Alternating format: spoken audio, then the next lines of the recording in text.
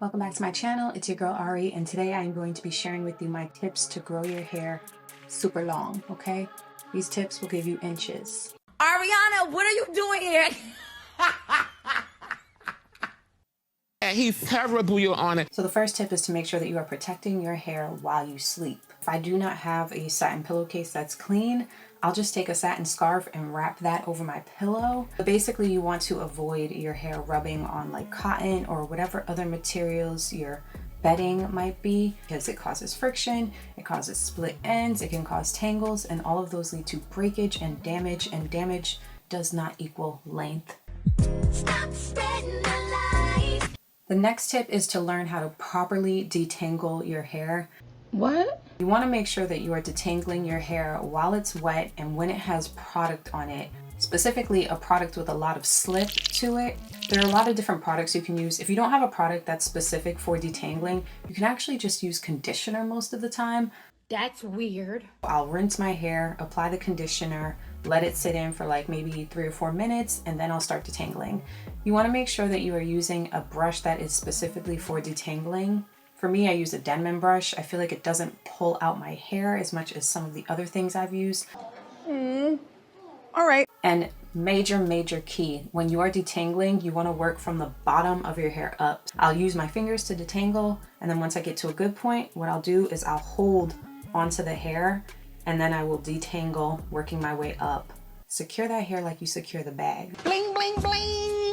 Bitches is mad. Detangling your hair is probably one of the most annoying parts about natural hair, but it's important to be patient. Take your time, do it right. Baby, you can do it, take your time, do it right. Detangle tonight. This might sound strange, but know what protective styles are actually protective and which ones are not. It took me a long time to really realize that some of the styles I was doing to my hair were not really protecting it.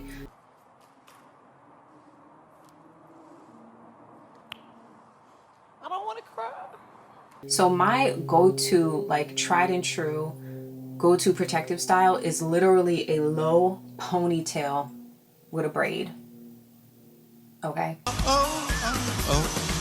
People might think I'm being lazy. I kind of am. But the thing about it is it keeps my hair stretched, so I'm not dealing with a lot of like tangling, and it also just keeps my hair tucked away, which is one of the best ways to protect your hair. The next tip is to make sure that you keep your scalp clean. Now, along with keeping your scalp clean, you also want to make sure that you're using the right kinds of products on your scalp. I love to use peppermint oil. Make sure that you dilute it if you are going to use it.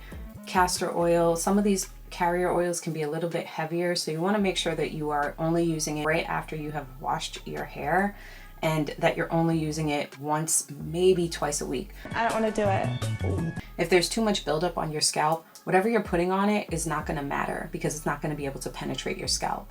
And my final tip, this is probably the nicest one, but to make sure that you're massaging your scalp.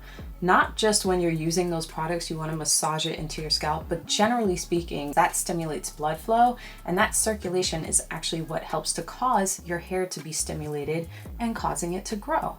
So you want to make sure that scalp massages are a regular part of your routine. Those are my tips for how to grow your hair super long.